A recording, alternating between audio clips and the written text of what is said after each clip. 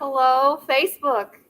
Hannah might be watching, and so I'm supposed to do something really fun and cool with my hands for 3 seconds. Xander, you'll do this too, right? I don't look dumb at all. Hi! Welcome to Food Trucking Part 4. We have been on the road, as it were, with food trucks here starting in October. We are on the final stop tonight, talking all things regulations. I'm Megan.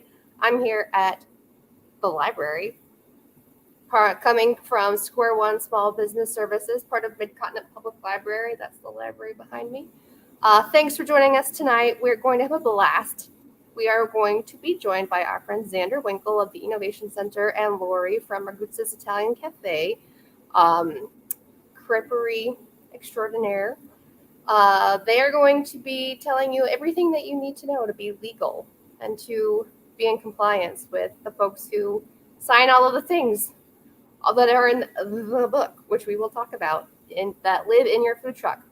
So thanks for being here. I won't take any more of their time, just to say we will be posting a very short survey at the end of the class. Has just a few questions, helps us keep doing this program on behalf of the library for free, with thanks to the Kauffman Foundation for the funding that they do give us. And one last plea before I give the camera away is type in the comments. Let us know what questions you have. That's why we're here. We want to make sure you get the answers that you need so that your food truck is a success and in compliance. How boring, but that's the way that it is, right? Okay, I'm going to bring up Xander. I'm going to bring up Laurie. Yes, regulatory compliance and things. If Hannah's watching, I'm going to be blown up with my texts over there. I'm like, I really liked the moves, the swimming moves. We're here for that. Cool. I want to let you take the mic, Xander, Laurie. I'll be behind the scenes. Let me know if you need something. Megan, thank you so much. Mid-Continent Public Library Square One team, thank you so much. And Laurie Vitale, thank you so much for being our guest today. Laurie's with Ragusa's Italian Cafe. So we're going to have a blast tonight, the two of us, going over some of those regulatory considerations for your food truck. Let's jump right on in. We were just talking about we got some photos here of Laurie on the truck from one of her favorite events, and then we've got me, an obviously not photoshopped event that I was food trucking at. I sell hot dogs from this magnificent magenta vehicle over here, and I wear a suit. Perfect. It's good for us to have an actual food trucker who's out there, who's been doing it, who's been keeping your truck compliant and having a lot of fun doing it, right? Oh, so much fun. Most fun. Wow, before we get into the meat of this, make sure we've already got some folks sharing. Please type in the comments who you are, where you're from, what type of food truck do you have or are you planning on getting, and then what are your comfort level with regulations? Are you like, I know nothing, please help me out, tell me where to start, or maybe you're like, I've got most of it, or maybe I've been in operation for a little bit, but I don't know, maybe I just want to fill in some of the gaps, make sure that I got all my bases covered. So share your comfort level with regulations, and then all of your questions. We definitely do not want to end this program tonight without answering any of those questions. All right, so we've got one vote for share all of the information in the comments. So we are happy to do that. All right, before we jump in, one thing that I tell all of the businesses that I work with, don't take my word for it. Don't take any particular person's word for it, because you can always double check with that regulatory agency. I've been doing this. I've been working with food businesses and food trucks now for over 9 years. And in that time, people rules change. So maybe that's the way that it's been for 9 years, and I just didn't realize that in that jurisdiction, over in that state, something changed, and I was not aware of that. So you always want to make sure, double check with the agency that would be regulating you, that particular health department, that particular city. Okay, there is one story I was telling Laurie before the program. I did years ago. There was a rule in Kansas City where we're at, where you had to have a sheet that was signed by the commissary that you used. So you'd have this like signed piece of paper. And most of the time it didn't get checked. So all the other food trucks were like, I'm not going to worry with that. Nobody checks that. It's never been checked. And for the most part, that was true until one giant event that they bought, filled up the truck, got the full staff, got it all ready. They drive up to this event. Well, they didn't have that log sheet, that one little piece of paper, and they got booted from that event. And I just remember the sad phone call later where they're like, Xander, remember how you told me I needed to have that log sheet? I'm like, yeah, you should. I know they don't check it. They're like, yeah, we got kicked out of this big event over the weekend, and can we get the like updated log sheet? But they're just like, they were told, nobody checks that. Why do you check with the regulatory agency, the folks that are gonna actually be inspecting you. All right, we got some more folks coming in, leaving some information, gain some generalized knowledge, definitely on those local regulations in Bloomington there. Reach out, start having that conversation early on. In Olathe, Kansas, excellent. Just learning as much as possible. Excellent. All right, here's the thing. If you've worked in food service before and owned a food business, you think that the health inspector is like the bad person and coming to get you, and that is not the case. They are trying to keep people safe. They're trying to help out those businesses. Think about it. I mean, it's gonna cost you money. It's gonna be a little bit of a pain, but it serves, among other things, as a way to protect your business. That, knock on wood, should someday someone come around and say, oh my gosh, I ate this food truck and made me sick. Oh, well, you've got a third party that has been inspecting you for however long that you've been in operation. That serves as a protection to you, that, you've been doing everything that you're supposed to do. You've got those inspection reports that say, hey, there was no violations found on this vehicle. It does serve as a form of liability protection for you, and to just catching maybe little things ahead of time. So they really want to help you out. I always tell, reach out to those regulatory folks, early on, not after the fact. That's when it gets messy, when you're like, oh, I'm not going to talk to them until, maybe after I do it. That's when they think, oh, that person's just trying to get around the rules. And you think, oh my gosh, they're just out to get me. No, start that conversation early on. And in all of those cases that I've experienced, and Laurie, let me know too, kind of your experience there. Most of the time, they're just here, let's get you the information. Let's keep you in business. That's how we exist. Yes. We don't. The regulatory agencies don't exist without the food businesses.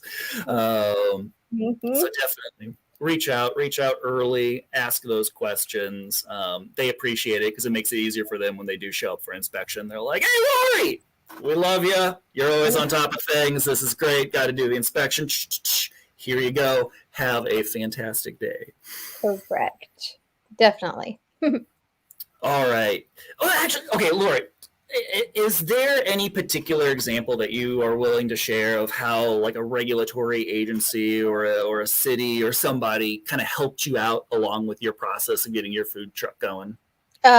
Absolutely. My very, very, very first inspection was with KCMO and got there. I had everything working fine on the truck, but lo and behold, as soon as the inspector comes on to check my hot water, the hot water tank just showered all of us in the truck.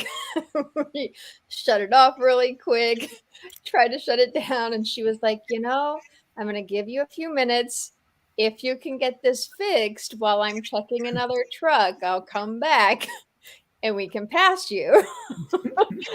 So another trucker actually came over and started helping me try to patch up the water heater. Unfortunately, it didn't work at all. We didn't get it patched up. So when she came back on for the re-inspection, it showered us again. That's a feature, right? That's a feature. We just need a little shower before getting going for the day. Right. But she gave me the advice. She said, next time, check all of this stuff yourself. Here's a list of what we're going to check. Do it before we step on the truck, because even if you're here, if we haven't stepped on the truck yet, there's no inspection fee. You can turn around, you can leave, you can reschedule it. But because they already came on the truck and then had to come back after reschedule, there's now a re-inspection fee. So this season, that's what I did. I checked everything myself before, or even sitting in the parking lot down there. And the two inspectors were like, hey, I remember you from last year. But it was that helpful little nugget of, hey, make sure that you check everything. Here's our list. Do this before we come on so you don't have to pay twice. So exactly. Yeah. And that's fantastic. Like, here's the cheat sheet. here's the tip. Like, it can definitely, that first inspection, you can't have everything go perfectly. So they gotta be used to that. But again, they just want to see you get up and go and make sure everything's functioning. They did. Yeah, she was super nice about it. Everybody laughed. She didn't have to, give me that advice. She could have just said, nope, you failed. Come back. Yeah. So even though I failed that first one, it was helpful advice that I now do every inspection. Oh man. Oh, we got a question up here. All right. How much are inspection fees? I mean, Laurie, would you be willing to share kind of the ballpark on what you would pay this is in the Kansas City metro area? Yep. So not only does it vary by state, it varies by jurisdiction even. So like KCMO, I think was around $150, $200, something like that. Jackson County was a little bit more. Overland Park was a little bit less. Kansas as a whole, KDA was twice that much. So it varies. I know that there's some states that are trying to do a statewide health department thing. I don't think anybody's really passed that yet. But so it's just going to vary. Figure out, where you want to serve, what area you want to service, find out what that health department fees are, and kind of go from there. There's a lot of truckers around Kansas City that don't bother with certain jurisdictions because the fee or the inspections or whatever, but we have lots of different jurisdictions and fees in our area. Okay, so follow up there. So they're asking, there is an inspection fee at every event, ? Or when changing jurisdictions? More so when changing jurisdictions. There's been some instances, like, for example, I'm not regularly permitted out in Leavenworth, but I had a weekend event there. So they did an inspection on site. We had to pay the temporary permit at the time of inspection. And then that covered us for the whole event rather than an entire year-long full permit. So that's where you'll get into like the fees at the events, is if there's if you're not already covered. Like if I do a special event in Kansas City, I'm already covered in Kansas City, no extra fee.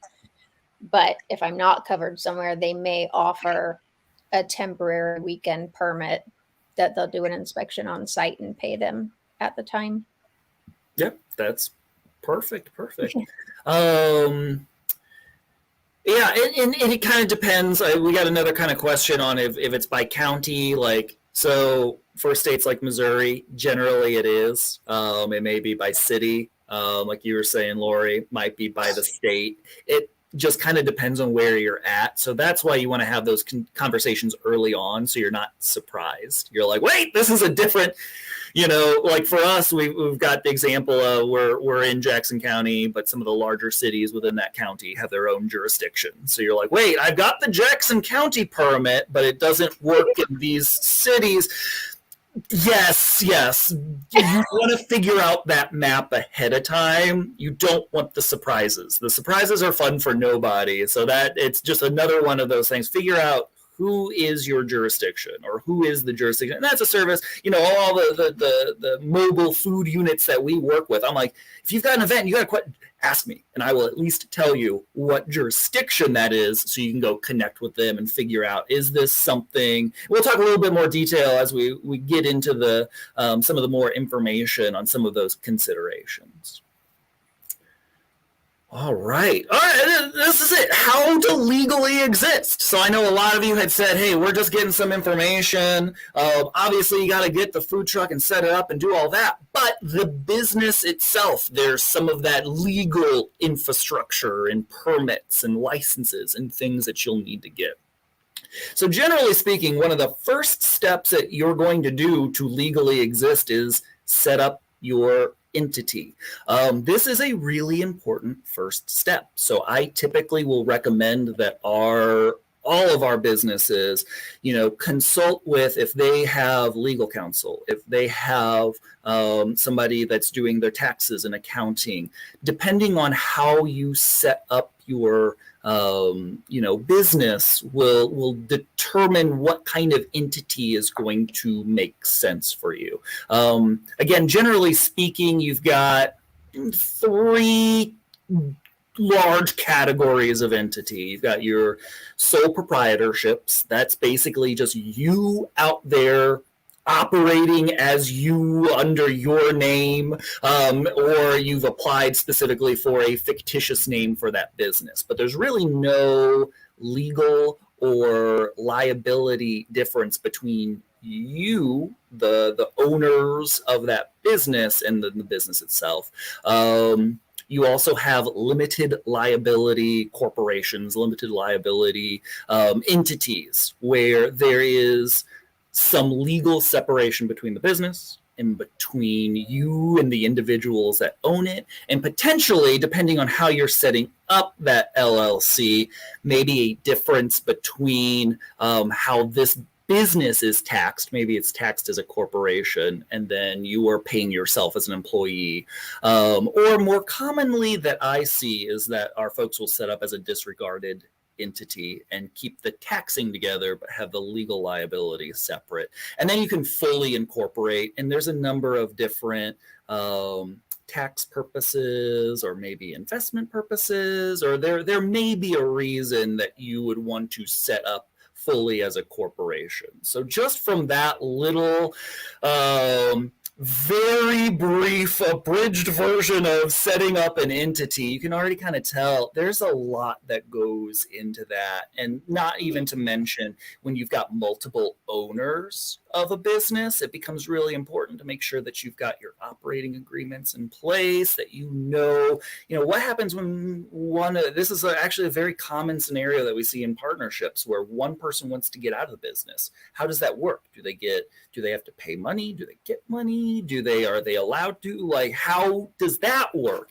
And there's a number of different scenarios and different things that get built into that operating agreement. So that becomes really important when you've got multiple owners of that entity. So that's why I always recommend figure out if there is legal counsel, make sure that you're talking with your tax professional, or maybe that there are services that you could utilize. I know like our local law school in town, they have a program where small businesses can get that legal counsel for setting up their businesses free of charge. So that's a great resource, but be looking for those because that first step is going to be really important for you.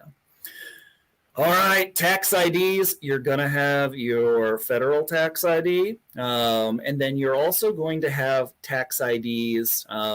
Pretty much, if you're selling ready-to-eat food, just about any state that you're operating in, you will get to collect sales tax. Or if you're employing people, or if you're crossing state lines, you may have multiple tax IDs that you are set up, and you may have multiple entities if you're set up in multiple states. But yeah, tax IDs at the federal level and at the state levels.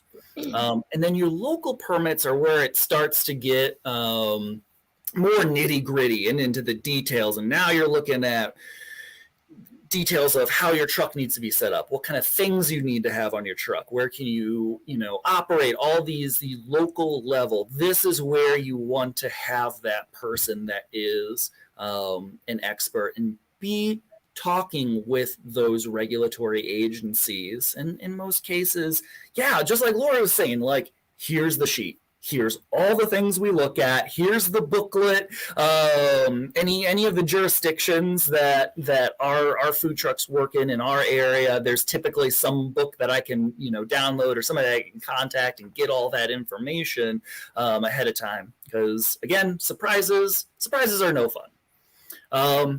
Depending on your vehicle, you may need to have that vehicle registered. I know we've got a couple food trucks in town that are like full-size semis. And you start putting in all the equipment and everything else into that vehicle, that might be something that you'll have to consider for that particular vehicle.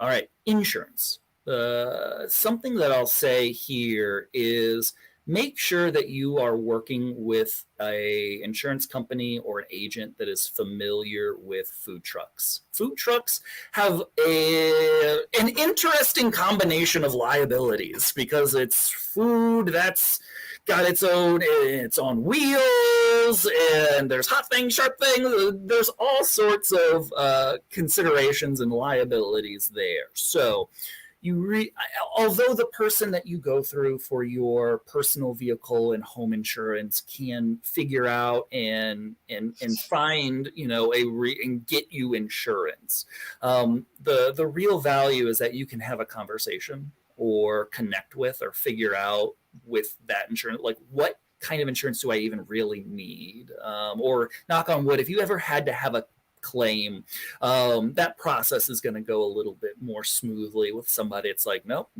we're familiar with this. This is something that we've dealt with before. So my recommendation is always connect with an insurer that is familiar with food trucks. So that's talking, one thing, you'll have to have general liability. Most cities, are going to require that even to get the local permits. You may be doing an event, or your commissary. If you're needing a commissary, they might require you to add them as additionally insured onto your general liability insurance policy. So that's going to be something that you'll likely get first thing. Obviously, insuring the vehicle itself, depending on your state and the rules, you may immediately need to get workers' comp. Or just other optional insurance to cover you that maybe it's insurance that covers when a big event gets canceled, or if the coolers go down and you lose all your food, like maybe that's built in as a rider to your general liability. Maybe that's a separate type of policy to cover those things. Those are all things to be asking about before it's a thing. You don't want to be like, hey, I had a bad thing happen, insurance company. Am I covered for this? You want to go through some of that and figure out, is this something that I need to be covered for ahead of time before it becomes an issue? Real quick, Xander, loss of wages is another good one to throw out to your insurance agent who's writing it. Is like, if you have a total loss on your food truck, catches on fire, and you can't work for a month while it's getting rebuilt, how are you gonna make money? So loss of wage riders are another one to definitely mention. Absolutely. So yeah, there's just a lot of consideration. And that's a fantastic one. Thank you for jumping in on that. But yeah, insurance is it's one of those tricky things. There are programs online that are very popular, food trucks that you can go online and just kind of fill it out, and they'll ask you like, click the box, do you want this, do you want this? And I inevitably will get questions like, is this something that I need, or is this something that I need, or that? Or I'm always like, man, I am not an insurance expert. So I know enough that you want to have that conversation and make sure, like, in this scenario, would I be covered? And if not, should I be? And what does that look like? So yeah, what does it look like when the truck is just gone? What do I do? How am I covered, or am I covered? So yeah, excellent point. All right, personal. So yeah, most of you are going to get some form of food manager, handler certification. Depending on your vehicle, is a commercial vehicle, are you going to need to be licensed? Is that driver going to be commercially licensed? These are other things that you would also connect with your local regulatory body, just to make sure that you've got those personal things for you and your staff. Megan mentioned the book. This is our, we refer lovingly to the food truck book. And basically it's a very common thing. And Laurie, when we first mentioned it, you're like, what's the book? It's the book of all the, you're like, oh, I know, I've got the book. We're just, we've got our own like little jargon for that. But basically it's the collection of all the licenses and permits and things and all that stuff that we were talking about that you've got in one place, that if any particular person comes along and says like, hey, do you have your temporary permit to be here for this particular event? Or are you registered in this jurisdiction? And you're like, yep. Hey, does that person have their food managers? Yep, I got it all here in the book. Also a great resource for the other workers on the truck. If you step off or have to go get supplies and something happens, they know where everything is. Exactly. No, that's a great point. So the book is for you in the business and for all the other folks. Like, if somebody asks for any of these things, the book, it's in this little drawer up here. That's where it lives. So that's something that you will be put as you're getting into this adventure of legally existing. That is the physical representation of your entity and your business, and getting all that legal stuff that you'll keep all in that one place. Because yeah, if you're going through multiple jurisdictions, maybe you've got a lot of different things. I've seen some hefty books.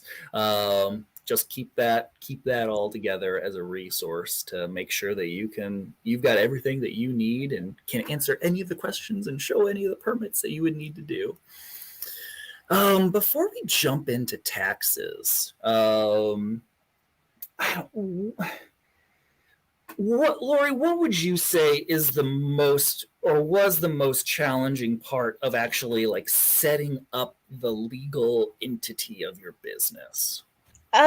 For me, it was understanding the difference and the necessity of not just registering the LLC, but then getting the business license for the city. The KCMO business license and getting that registered and understanding that that was an annual thing, not just a one-time thing. And when are those fees due? The business license, I was completely unaware of when first signing on to this business. I just thought, oh, I've got my LLC, I've got my EIN, I'm good to go. Nope. There's that local stuff too, and potentially in multiple spots. And oh my gosh, okay, now I understand why this all goes into one big book. Yes, for sure. And all the other different city licenses, like when I went into, if I had an event in Shawnee, Kansas, or if I had an event in Green Valley, those event coordinators were really good about saying, hey, you need to get a business license for Green Valley or for Shawnee. But just the general of, hey, my business is registered as an LLC in Kansas City. I have to have full annual every year business license. So. And then too, like your just general business license to operate as a business in a jurisdiction is different than your health establishment permit.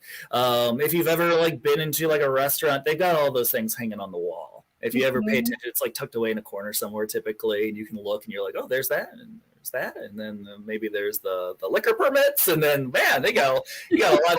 They've got a wall. The restaurants have the wall. Food trucks have the book. There's no wall space in the truck to hang all that. But yeah, again, that comes. As you're connecting with those resources, that can kind of help. And then I'm glad that you mentioned too, just the schedule of renewals, like figuring out what things, like what's your schedule for, if your entity may need to be renewed, or you may just need to say like, hey, I still exist. Your tax IDs, that's pretty much just filing, but on what regularity? And then those local permits, do they renew annually, and at what time? I think there might have been a question earlier about, specifically, KCMO, that theirs is a springtime, but other jurisdictions might be December 31st. So you're a restaurant on wheels, and now you get to navigate all of those. So setting up a good schedule system to just make sure, like, ooh, I don't know if I've seen my renewal for XYZ. Maybe I should go look through or contact them or get ahead of that. So avoid any kind of issues. Late fees would not be fun, but worse is like, getting kicked out of an event or something. Yeah. It can be challenging, but figuring out maybe like who on your team's responsible for that, or who's helping you out, or putting together that, just keeping all that stuff, having a system to keep it all organized. For sure. All right, let's jump into everyone's favorite topic, taxes. So making sure that you're keeping straight, that you've got. And then this also goes back, like I was saying, depending on how your business is structured, this does affect how you are taxed. So is it, set up as a corporation? The business is being taxed as such. Is it disregarded entity? In which case, all of that income is just personal income. So making sure that you've got those tax IDs and you're accounting for all of that in the appropriate way that you should be. So yeah, talking about disregarded versus corp, your sales tax, and how that applies and when you need to file that. One note I'll throw out there is a lot of our food trucks, they submit their Missouri sales tax on a monthly basis. For seasonal businesses, something really important, if you have zero, if you just haven't done anything and that's a big old zero on what you owe, file that. Because what will typically happen is that taxing jurisdiction, that state will say, you didn't file, and all these other months it was about this much, so we think you owe us this month, this much this month. That's a tongue twister. Here is your bill. 100% they do. Yes. You're like, wait a second. No, I don't. I didn't do anything. I left the state. The food truck is in storage. Nope. You need to make sure that you tell them, like, hey, it's zero. So just making sure that you're staying on top of sales tax. And in some cases, there may be some, making you're mobile. So it's sometimes difficult to make sure that you're paying attention to what is the appropriate sales tax rate. Are there special, taxes for different jurisdictions that maybe you need to collect separately, or maybe that just get tacked on? Entertainment districts. It's very common that district may have a different sales tax rate than anywhere else in that city. And then, not to go into too many details, but basically that typically gets used by that district to put up the nice banners and plant trees and make the place look nice. But they've set up that separate kind of taxing district. So that becomes something too that you'll want to make sure that you're keeping on top of. And ideally that's something too, Laurie, you're saying like some of those event coordinators get that all together for you. And I would ask for that if you don't immediately get that. If somebody's inviting you to an event, they're like, okay, what kind of permits? What's your tax rate? And just kind of being aware of what are some of those questions you should ask if you're not like immediately getting that information from somebody, if you're going to an unfamiliar area to participate in an event. Yeah. A really simple way, if your POS system doesn't keep track of it, I'm pretty sure Square lets you put in the different zip codes and what the tax rate is for all of that. And you can probably Excel dump that out to be able to calculate your taxes. I personally don't trust it, so I make my own spreadsheet that has my sales for the event, and I literally put in the city and zip code so that when I'm going to Missouri or Kansas, I can just say, oh yeah, I was in this one, this one, this one, this one, and this one, all these zip codes. Here's what my sales were in totality, and then calculates what your sales tax you owe. But definitely keeping track of where you were, what the zip code is in real time will be very helpful when you're doing monthly or quarterly taxes. We had true story. We had one of our food trucks, and they partnered with a particular municipality to do a lot of their events. They did not file the sales tax appropriately for that municipality, and they're like, hey, hold on a second. We made a specific point of inviting you to this. Oh man, they do see that. So just make sure that you're staying on top of that, so you don't, worst case you get, or you might just get a bill, but worst case, you sully a relationship maybe that you had with those nice big city events. Okay, so one of the questions that we got out here is, how soon are you able to get all of your licenses, like get it all together? So I'm gonna ask Laurie like what your time frame was getting all the legal stuff set for your business. I will definitely say once I found out about the city business license, I did that way too soon. I ended up filing for that in February and didn't even launch my truck until June. So they were like, hey, you owe us money for operating in our system or in our jurisdiction in our city for these last several months. And I'm like, but wait a minute, I wasn't even making money. So when it comes to the business license, I would recommend waiting until you're actually making sales in that jurisdiction. Health permits are going to vary. I know in Kansas City, a lot of the health departments kick off in March, and that's not any specific day in March. It's just when they start. So you can reach out March 1st and set something a week down the road or whatever they have open. Overland Park is January 1st. They follow the calendar year. So it's again, unfortunately, one of those variable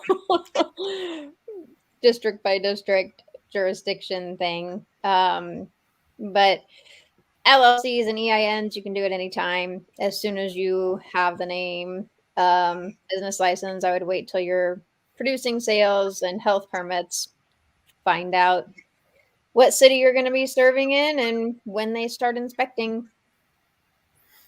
Yeah, I see a huge variation with our businesses. In theory, some of these things, like if you timed it all just right, you might be able to get all of this from the setting up the entity to, getting your inspection in maybe a few weeks. But that's typically, not how it goes.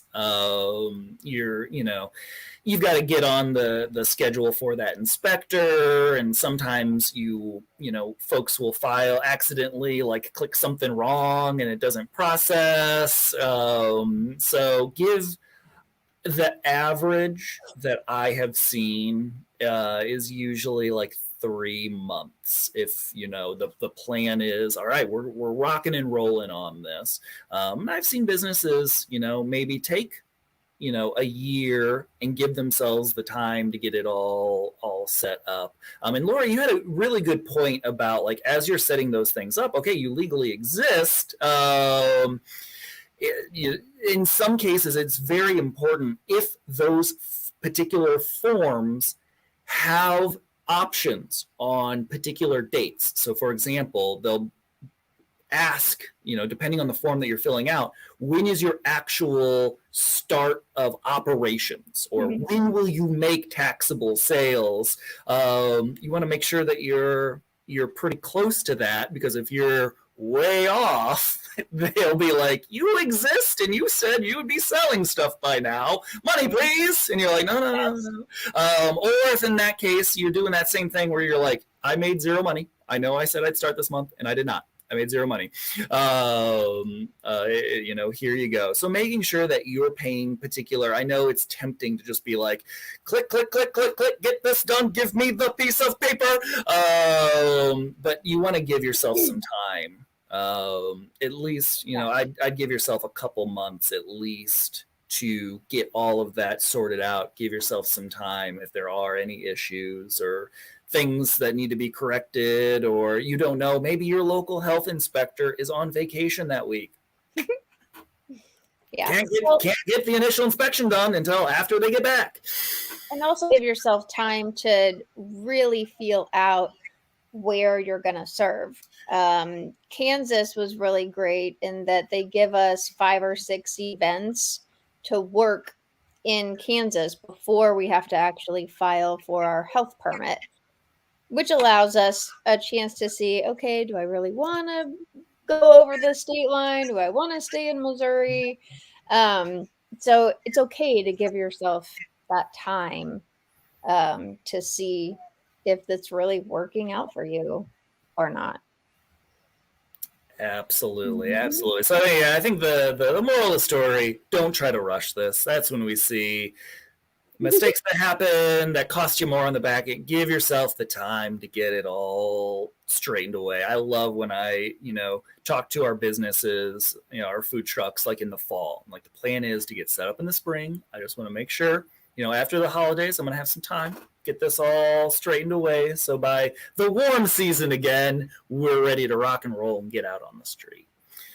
Another question on here, does the health department, do they check all the food trucks at the same time? Person walks around. And so what I typically will see, and Laurie, I'll ask you too, is that there is a specific, for events, there is a specific time slot of you're here, you're ready to be inspected, and the health inspector comes around truck to truck, maybe multiple inspectors for a large event, and there's that window of time where they're like, there's not guests, but you need to be here and be ready to go so they can inspect and make sure, we we don't want the shower for the event. Make sure that that's all taken care of. Mhm. And I've seen the same thing for regularly scheduled annual permits also. When we call and set our appointment for KCMO, they've got a time range that it's like, okay, you can come at 1 o'clock or 3 o'clock, and we show up and I'm like, oh wow, there's like 7 other trucks here. Okay, cool. And they do just walk around truck to truck and inspect everybody at the same time. Typically, or if you're just out on the street, they can just show up.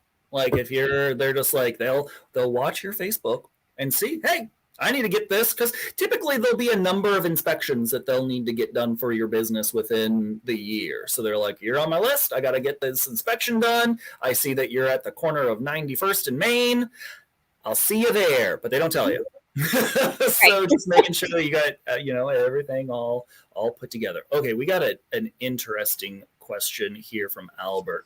Our tax guy told us to set up our LLC as a sole proprietor, not to file for an EIN, and just use our social security number. Okay, so first of all, disclaimer, not an attorney.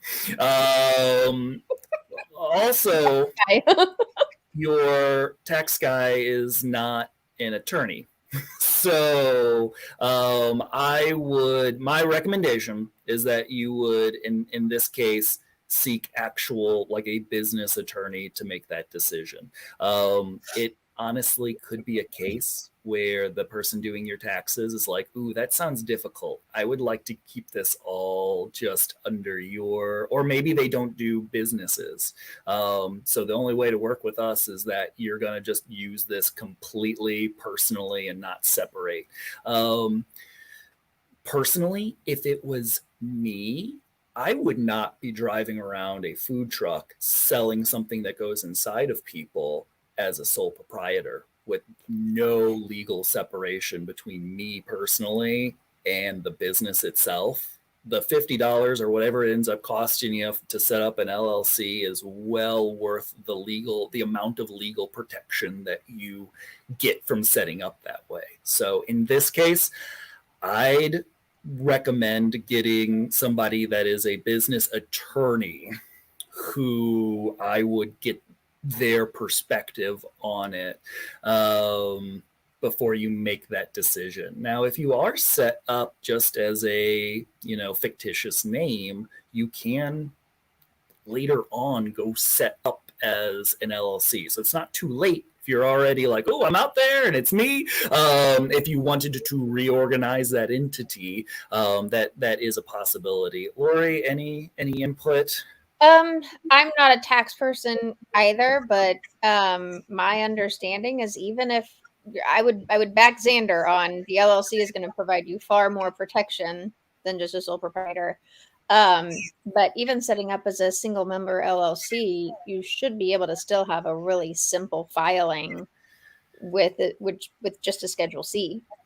My understanding. I personally don't have a simple business model with mine, so I've got the accountant that does all of that.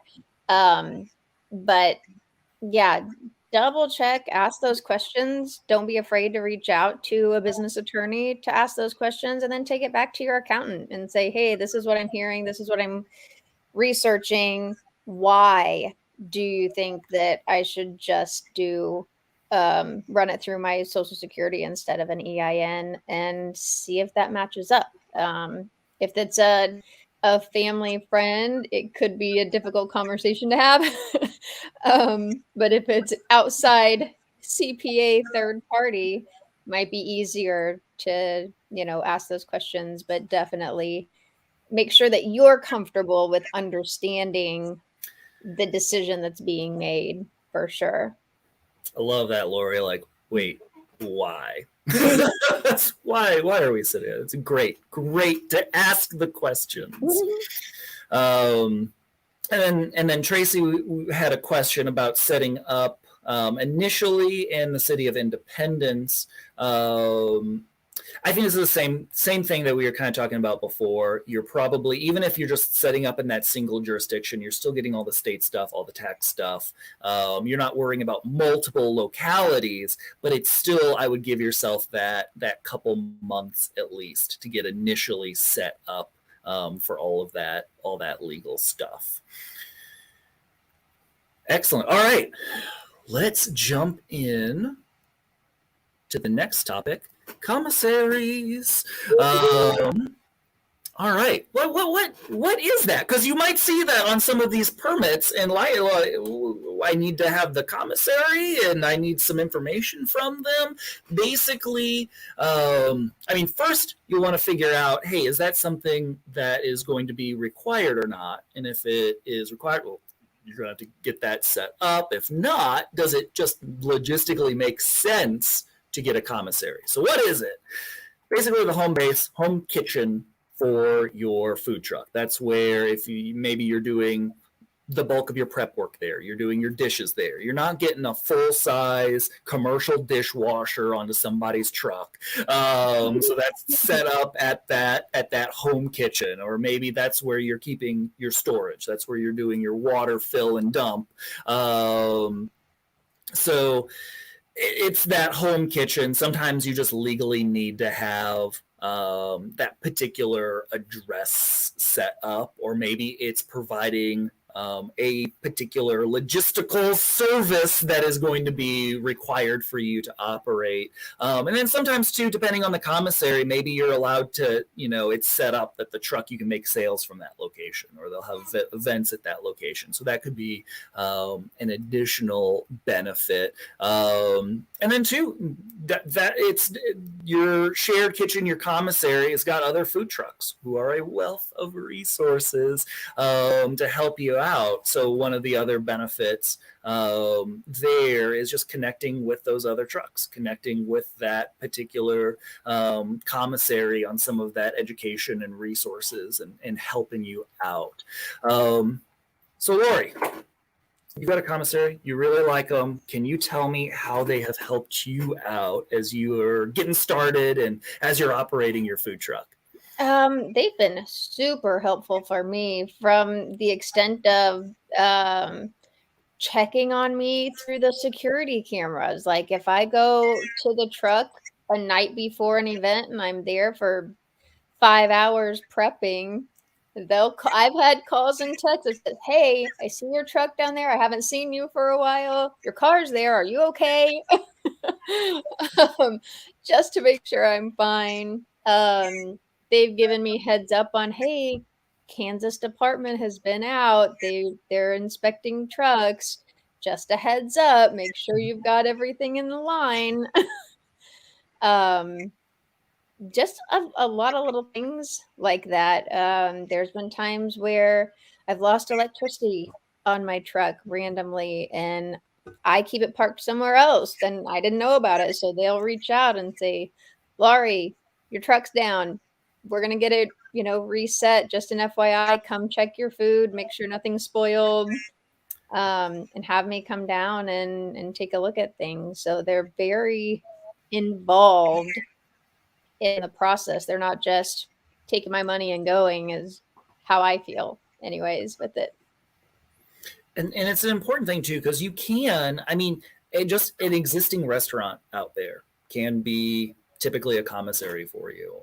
Sometimes a church kitchen can be a commissary for you. But be thinking too about, will that make sense for my business? I've a couple stories here. I know we worked with a food truck that used a church kitchen as their commissary, and eventually the nice old fellow that would have to let them in at 3 a.m. to get ready for like an early event was like, "Guys, I did not realize that this was the case. This is not gonna work out for us. Just the logistics of getting in here and using this, we're not set up for that. I thought we were just putting our name down on the sheet." I've also had an instance of a business that had come to us, and their commissary was a local restaurant. Well, the local restaurant did some things they weren't supposed to. They got their permit pulled. Well, that also pulls the permit of any food trucks that are using that as their commissary. So now, by no fault of your own, you are out. You're done. You don't get to operate now until you've set up another location. So whenever I'm working with somebody, I always advise them. I'm like, you can't beat free. I guess if you know your cousin who owns a restaurant and he's going to let you use the space for free, okay. But also be thinking about the logistics. Does in this case, my cousin care that I need to get in here at 3 a.m. and I need to take up a portion of the freezer and I need to do my dishes about the same time they need to do their dishes?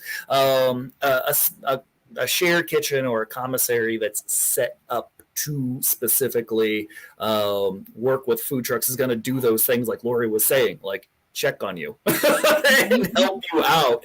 And the facility is going to be designed around helping you run your business. So maybe it does cost you a little bit more to go with that option than the community center kitchen, but there's nobody at the community center kitchen that is set up to help you. So what is that potentially worth to you and your operations? Mm-hmm. All right. Okay. So Albert was saying that they particularly don't have to have a commissary and something that, in some cases your food truck is just, it's taken care of. It's all, everything that you would need would be on there. So yeah, that first step is just figuring out, do I need it? And then the next question is, will it help me? If I don't absolutely have to have it, is there some component that's going to help me out? And just kind of figuring out, even if it's not required, I'd look around and just see if there are spaces just for the extra benefits. If there's events or things that are going on there, I'd be aware of them. Even if it's not required, maybe at some point it's worth reaching out and seeing if that's something that's going to be helpful to you. Yep. Ask. Ask the question. It does not hurt you one bit to get that information. And even if you don't need it now, having that information can be helpful down the road. All right. Speaking of helpful down the road, we got some resources that we want to give some shout outs to. So depending on where you're at in the country, there's probably going to be a branch or division or local chapter of a small business development center that's part of the SBA. SCORE, as an acronym, is an organization that exists that is just business mentors for free. So you just connect with that organization. They've got chapters across the country, and they will partner you up with a business that has been there, done that.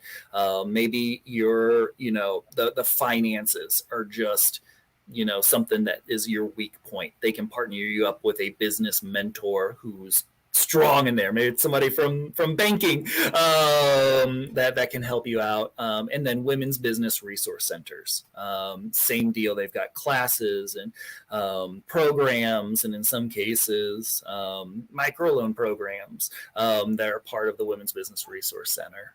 So wherever you're at, maybe check on what of those resources exist in your area.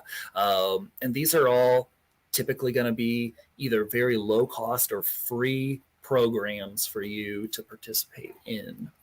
Other things to keep an eye out, maybe the local universities. I had mentioned a program where the local law school would help you get your business set up. Those shared kitchens, again, like we were saying, those are a resource to you. There may be other local just nonprofits that exist. Maybe it's the local chamber of commerce, or maybe it is a local food truck association. That keep an eye out there to see who those folks are and reach out to them. Like, ask those questions. Worst case, you made a new friend. If nothing else, best case, maybe they're helping you get into those next events, or maybe they're helping you with your business plan in a way that's going to set you up for success. And of course, ask those other truckers. Wealth of resources. I know in our area, like, the food truckers are like very willing to help the up and comers. Like get up on my truck and I'll show you this and I'll tell you about what I did wrong and I lost my generator down the highway and that was a mistake. I'll tell you how not to do that. So do not be shy. You cannot be shy as a food truck operator. So get out there and start asking those questions. Laurie, what I know we were talking about the commissary. What are some other resources that have helped you out, or particular stories where somebody really you're like, oh my gosh, how would I have kept going without this particular resource? Oh man, several times. The Kansas City Food Trucks group on Facebook is just a godsend. 100%.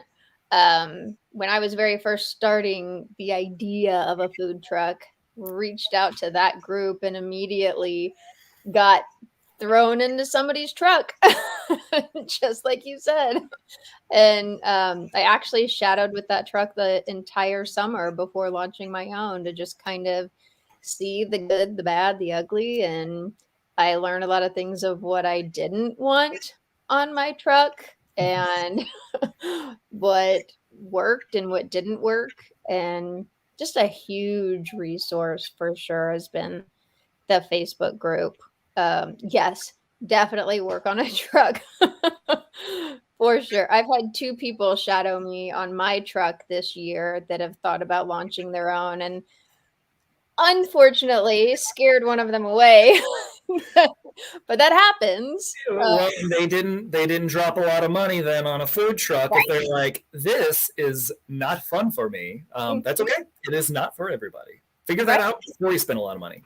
Yeah, for sure. I know we brought that up in a previous class we did, Xander, where someone was like, you guys are scaring me to even do this. There's got to be some pros to it. Of course there are, but you don't know until you jump in and try it. So definitely utilize the other truckers that are in your area, regardless of what part of the country that you're in. I'm sure there are people like, there's another group that's, I think I'm a food trucker, is a Facebook group, and it's trucks from across the country, and everybody's so helpful in that. So definitely use your other truckers in your area to pick their brains and ask for help and jump in if you don't have your own truck yet. Yeah, get some experience that pays you. It's like a training class on food truck. Like most of the food trucks there will be some event where they're like, yeah, actually, I would love to have some help. And it's kind of exciting too. Like we know that you'll be pretty good help too, because you're like engaged. You're like wanting to own your own food truck, so of course hop on a board. That will be fantastic help.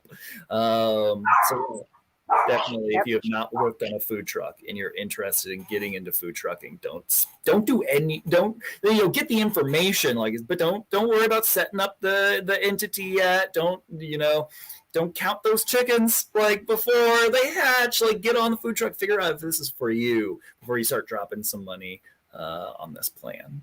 For sure. All right, let's jump into do it yourself or hire a pro. This could be like a fun game show. Should you do it yourself or should you hire an expert? A lot of our food trucks, and this is where a lot of my horror stories come from. They're like, oh, I know how to do this. Oh, I can do that. I don't need to hire somebody else.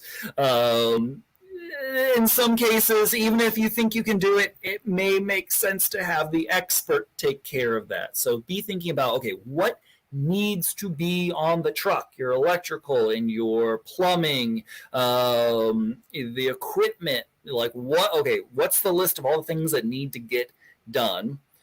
What's your level of expertise here? And your typical entrepreneur is going to exaggerate that by at least 20%. You're like, oh, I think I got a pretty good level of expertise. But measure that against how critical that component is.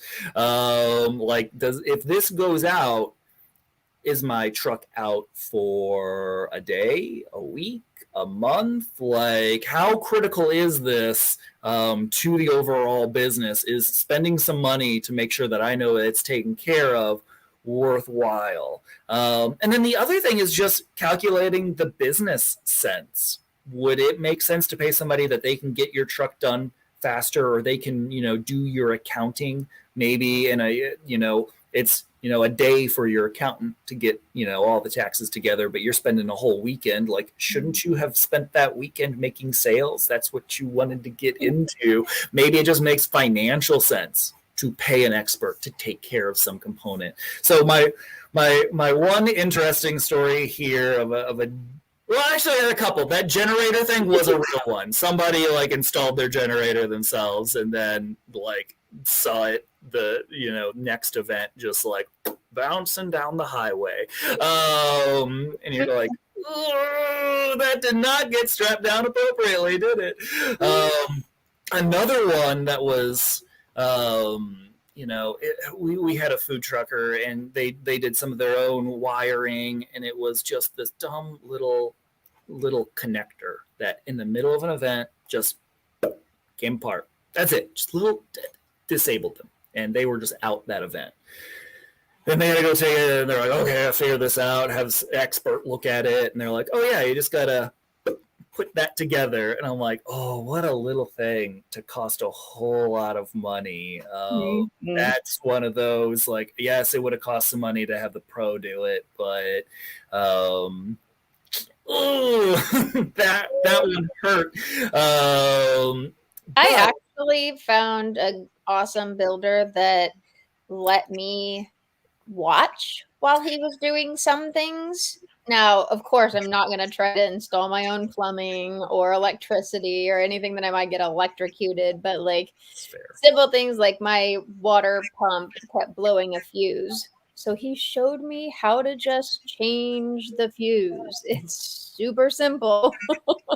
Something I can just go to a hardware store, get a piece, and like you said, pop, back together. So finding those people that will let you watch if you're motivated, or you've got the desire to learn or the wherewithal to even get under the truck. Sit with them and watch how to do the simple stuff. I'm so glad that you mentioned that Laurie, because that's exactly what I was gonna. I mean, even if you do have that expert, hey, that's a learning experience, but stay involved in all of those aspects of your truck. So yeah, you do need to know how the plumbing system works so you can do those troubleshoots, because they will happen, and you need to know about your taxes. Even if you've got a tax professional taking care of those things, you want to stay on top of those. You don't want to out of sight, out of mind. Nope, that's still very critical to your business. So you want to make sure maybe you're double checking those items, and you're understanding how that affects your business, or how that affects your truck. We had another truck that they got a new truck, but this one was a diesel truck.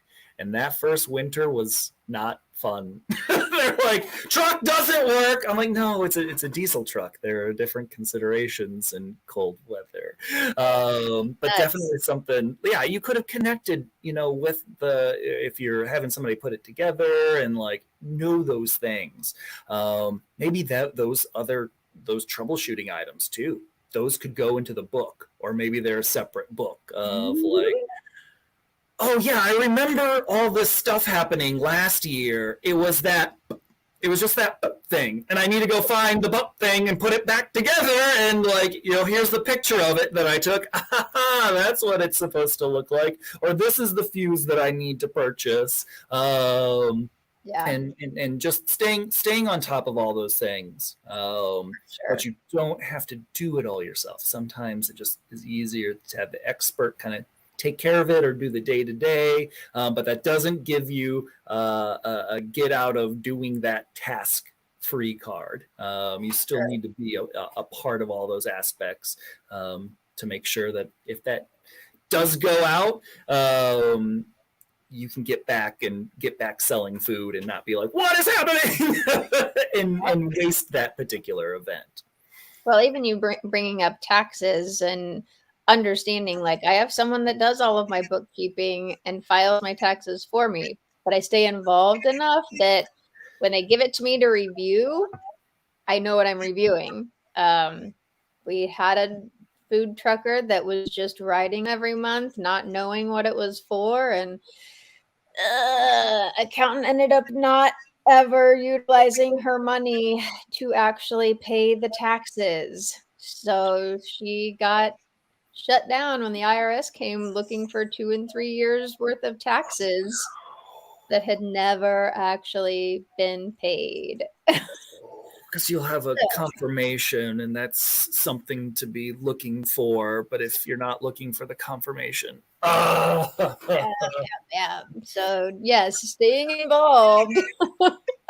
You don't have to do it all yourself because, like I said, I don't even do my own bookkeeping, but I am involved enough to know, hey, this is where the money's going. I see the tax receipts. I know that my money is not going into the accountant's pocket. Well, all of it, anyways. someone, Yeah, the right amount. But yes, whether it's maintenance, whether it's health departments, whether it's taxes, all of it, just stay informed, stay involved for sure. Absolutely. All right, you've got all the legal stuff set up, right? You've got the entity, you're ready to rock and roll. Where are you taking your truck? Well, if you watched the movie Chef, you have a completely wrong idea of, yes, I just drive across the country, I set up my food truck, and here I am. And that's not quite how it works. So when you're figuring out where to park, there's definitely some considerations. You can't just park any old place. You want to first make sure, okay, we're talking about this, the different jurisdictions. So you want, before you're going anywhere to an event to set up somewhere, do you have the appropriate, permit for that location, or do you need to get a temporary permit? So if you're going outside of your jurisdictions that you're set up in, you can typically get a temporary permit if it's even required. Laurie, we were talking about in Kansas, you've got a certain number of events that you can do, and you just don't need any particular permit. But you need to know that information, where you're going, what are those rules, and figuring out the difference of rules between private and public property. In a lot of cases, if you're on private property, you just will need to make sure that the owner says you can be there. Or if it's public, the public roads that you were set up on, what are those particular rules as far as, can't park on the boulevard, can't park in the particular entertainment districts, or so many yards or feet away from a restaurant, or what times. You want to make sure that you've connected with that appropriate, whoever that regulatory agency is, and get that. They typically have some information, like whether it's a web link or a booklet or something that says, like, here are all the rules and where you can and cannot park. Because I have definitely seen food trucks that just get shut down, and that's no fun because you've already stocked up. You got your staff there, and they're just like, you can't be here. You're out. So you want to figure that all out ahead of time. Laurie, question. When you were getting first started, like the first few events, like how did you figure out like where to go? Well, I actually started in this part-time because I was still working another job at the time. So I decided that I was not going to just go out and set up and hope for the best. I actually stalked our food truck Facebook group for people that were posting events for trucks.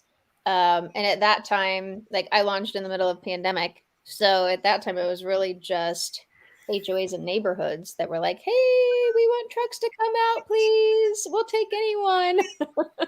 which was great for me because I'm like, great, I'm new. I know nothing. You can't judge me. They don't know that. Right. So I started out going out just by event or by invitation.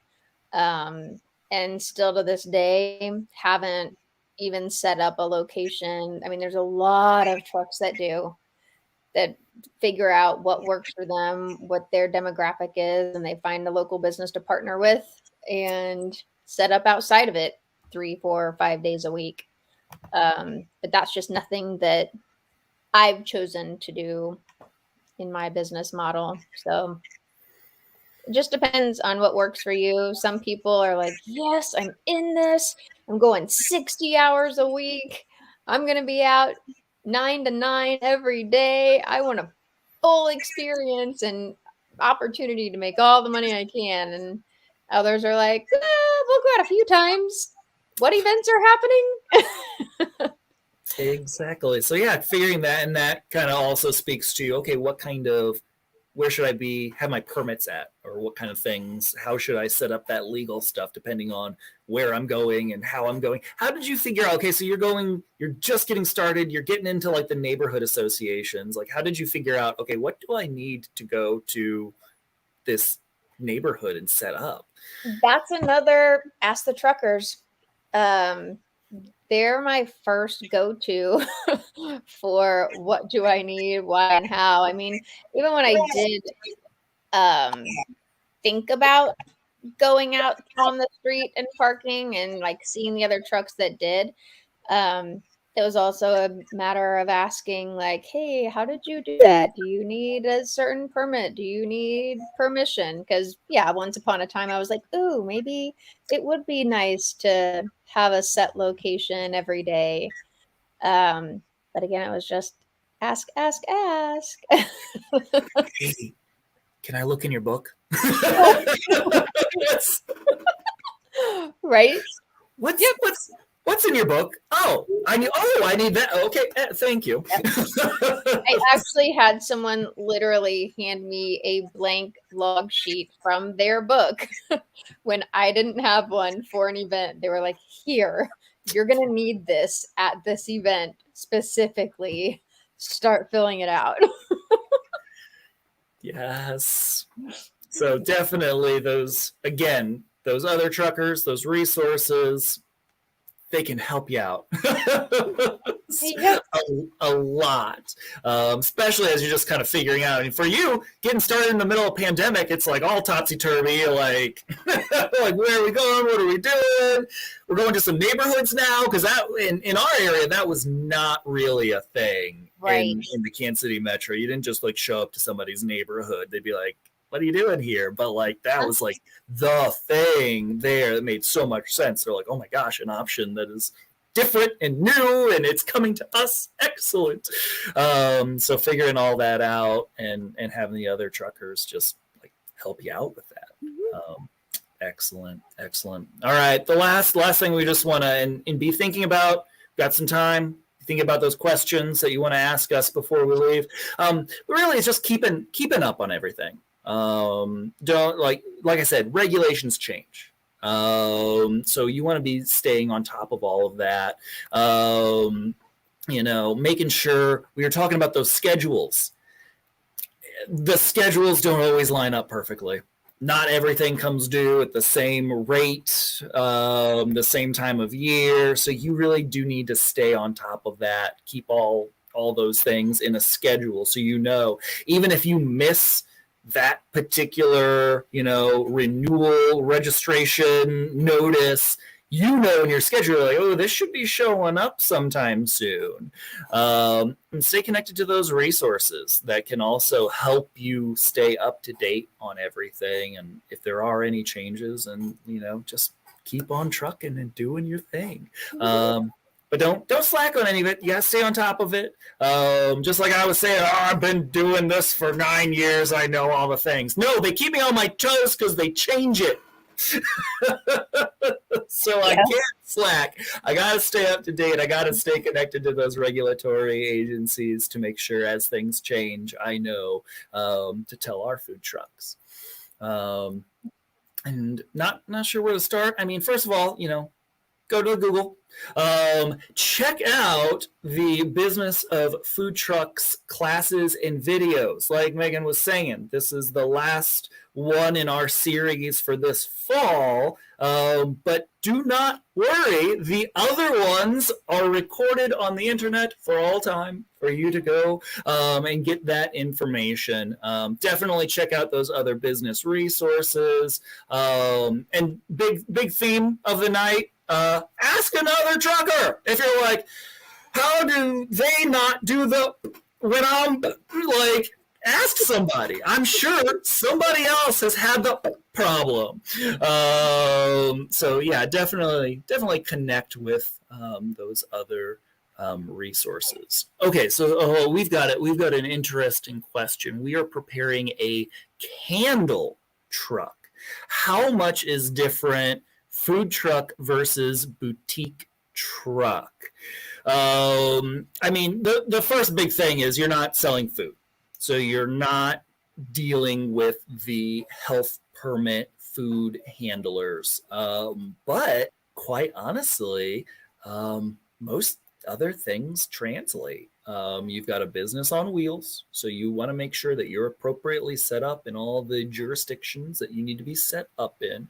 If you're making sales to customers at that location, again, like sales tax, that's something that, it's easy. That part, knowing what number to charge people is easy when you've got one set location, but you're moving all around, you got to figure out, okay, what is the right rate for this particular county, city, district.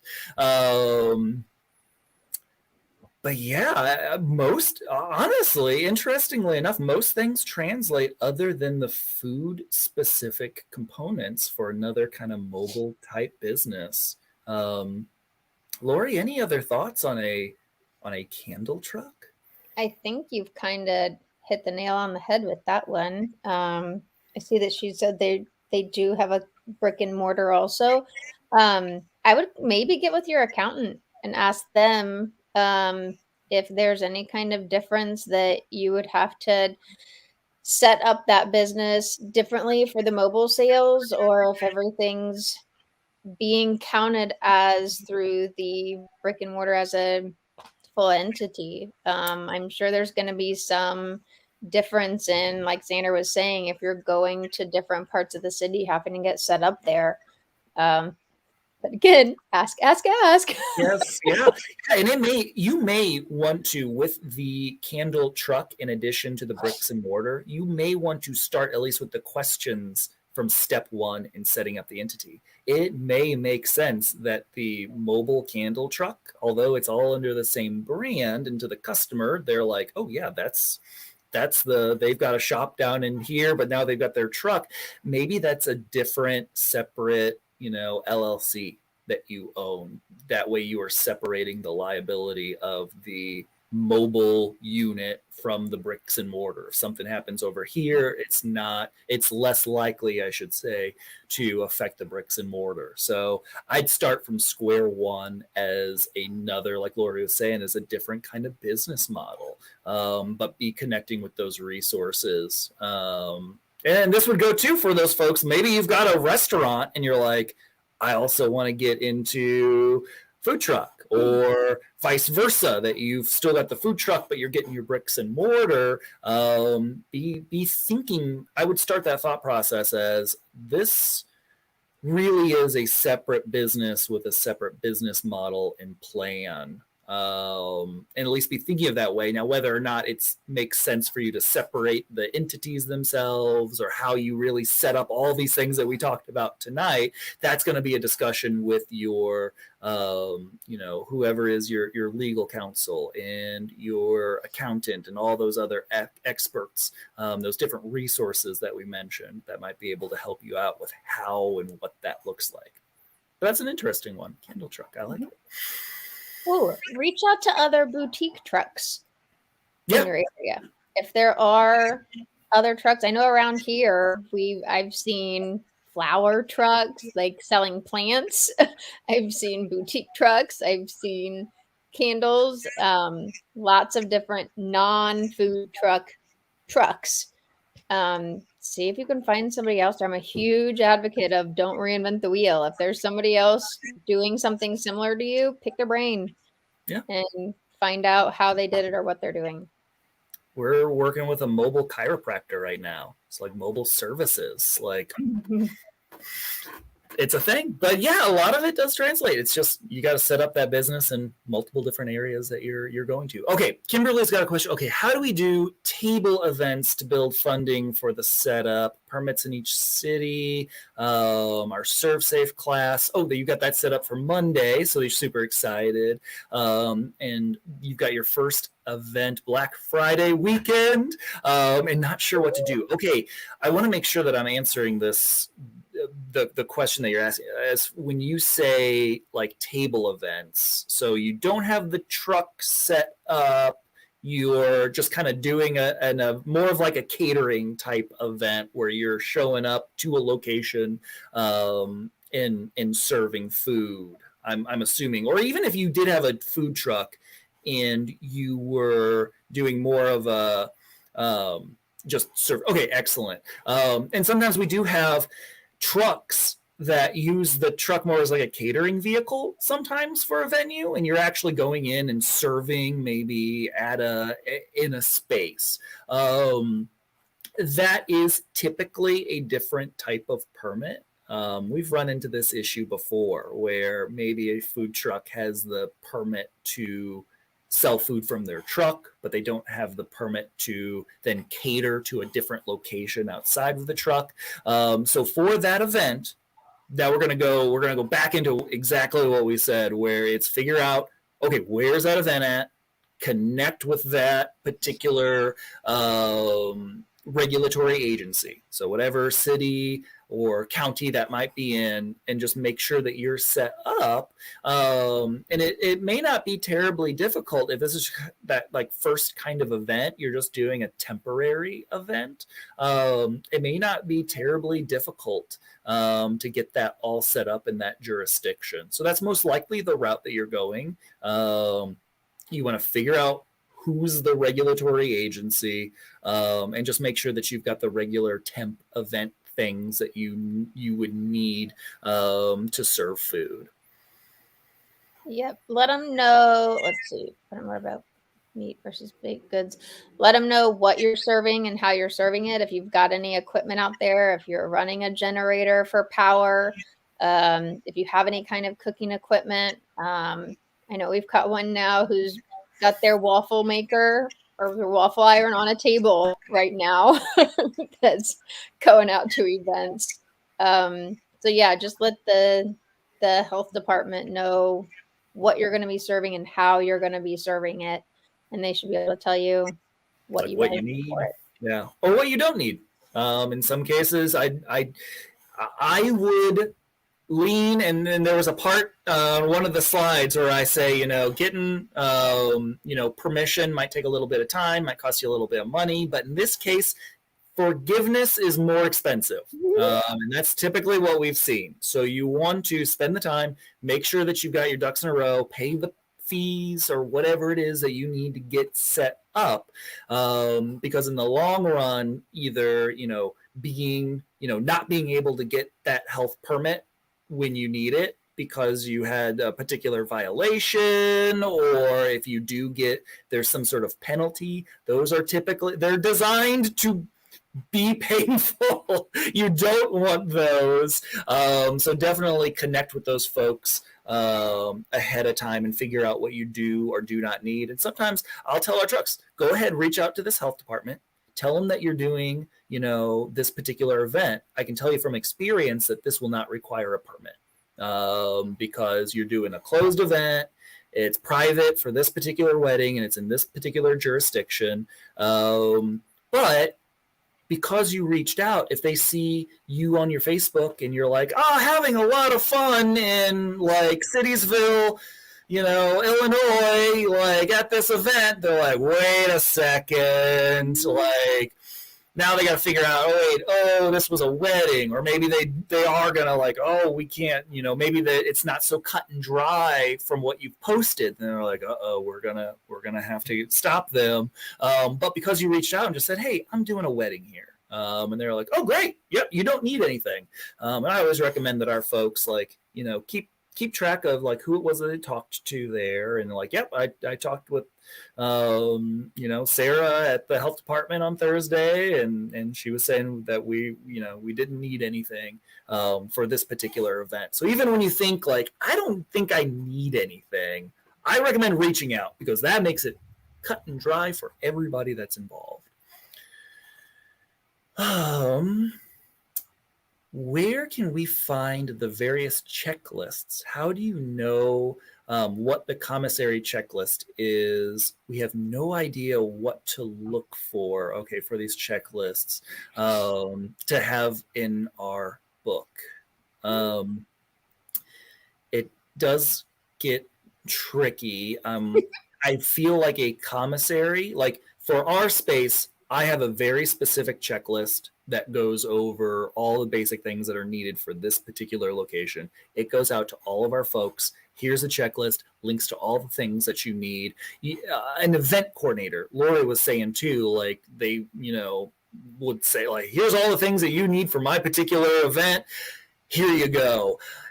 It is unlikely that you would find a comprehensive list of all the potential things on all the potential ways of selling in any one particular. You'd have to dig down and start with, where's that location and what am I selling, and then figuring out, okay, who are the other food truckers that operate there, because I can ask them to look in the book. If you're curious about commissary specifically, you can reach out to your local commissaries and ask them what their checklist is, or ask the health department to send you. A lot of the health departments have it posted online, what things you need: a commissary agreement, a business license, blah, blah, blah, blah, blah. So utilize Google and see what you're actually looking for. Is it a commissary list? Is it a health department list? Is it an event list? So starting there, but it's going to vary. Yeah, it's gonna involve talking with humans. Sometimes people are like, no, I'm going to Google it all. I'm like, no, you're going to have to talk to some humans. That's going to be a part of this equation. And if you're just looking for, if it was like a list of commissaries, one good resource, the Kitchen Door, it's probably the best national list of different commissaries available. So that's a resource as well. Oh, okay. Interesting question. Can I sell other things like t-shirts, bumper stickers, and other promotional things from my food trailer? Laurie, do you sell any promotional stuff? I do. I have coffee mugs with our logo on it. I have stickers. I have they're retail items. I've got a whole display window purposefully on my truck. And I've seen trucks that set up a little stand right outside of their truck by their menu board that has shirts draped across it. Barbecue trucks that sell their own rub as a retail product. So yeah, go for it, I would say. It is not uncommon for me to see that. This is another one of those things I'd ask. Because one example, Laurie, that you gave that might be a little, if you're selling like your own food product, okay, now that's something that may be under FDA jurisdiction, and you might need to meet labeling requirements, and you want to make sure that you've got that. So again, ask the permission. Even when you're like, oh, most likely no one's going to have a problem with me selling these mugs. But wait, but I'm selling the barbecue rub. There may be a particular product that you're adding in there that has its own particular considerations. So I would disclose that information in the hopes that some nerd like me is like, well, actually, for a barbecue sauce rub, you will need to get some labeling information, but that's going to save you a whole lot of headache. down the road, so you don't run afoul of like FDA regulation on some of those things. And I did. Oh, thanks for mentioning that in the comments. I did have a class specifically about selling food products. So that's a whole nother thing. Laura, you're gonna sell some food products? I can help you out. I'll have to check that out. So definitely, it's another one of those things. Just I would double check just to make sure, even if you don't think there's an issue there. But it is not uncommon to see that. All right, we're getting close to actually we're 3 minutes past the end of the class, but I did promise that I was going to answer all these questions. So I think we got them. if you guys think, or if you're watching this later and you think of some questions, post them on here. The library has so many great resources. Maybe it's another class that they can point you to, or if I catch them, I'm definitely happy to answer some questions later on that I catch. But thank you, Mid-Con Public Library, for putting this on. There is that survey that helps them put these on for free. So please take a couple minutes. Oh, there it is. There's the link. Please fill out that survey.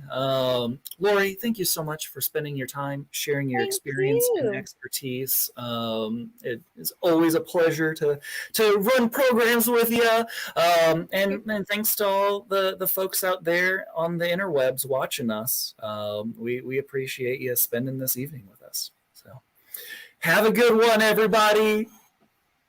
Good night.